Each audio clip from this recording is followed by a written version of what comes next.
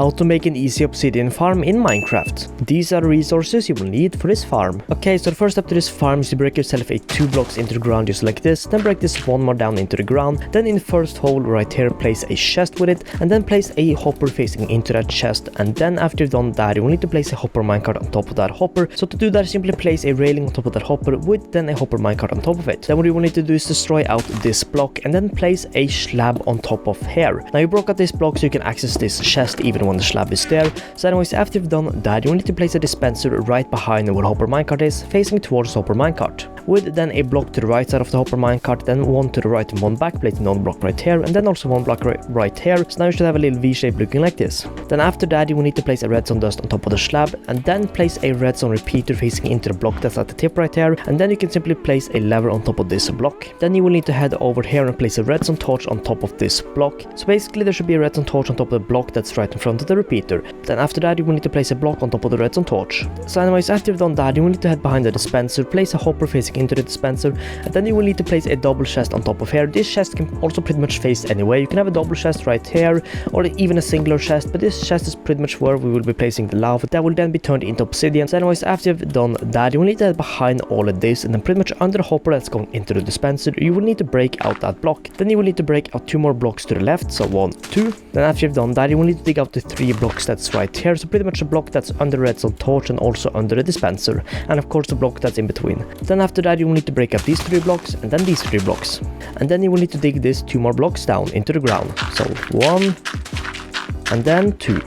So anyways, after we've done that, we will now need to build a little collecting system that one will be collecting the buckets that's not turning into lava, but also that will make sure that only lava gets, kind of pushed out to here and also made into obsidian. So to do that, you will need to place out a temporary block right here with then a hopper going into that block. Then you will also need to place a block that's 2 blocks under this block, if that makes sense. But just do what I'm doing right now. But anyways, before we continue, I quickly want to say something, and that is that I recently launched a Discord server where you can ask questions about any farms I make. So basically, if you're having any problems building this farm or something isn't working or you simply don't understand what's going on in my video, for example, you can either leave a comment or join the Discord server, because that way I will be able to help you as best as possible. So anyways, the Discord server will be linked down below. But anyways, let's continue. So anyways, after you've done that, you will need to in front of this block and place a redstone torch, and then you will need to turn around and place a double chest right here with then a hopper going into the double chest. Then after that you will need to place 2 blocks right here with then another block right here. So what you will need to do now is place a redstone comparator on top of here, looking away from the hopper right here, and then place 2 redstone dust just like this, and then under inside this little area right here you will need to place a redstone repeater facing towards the block that has the redstone torch on it. So anyways, now we really just need to make the collecting system that will be here, so, which pretty much tells that only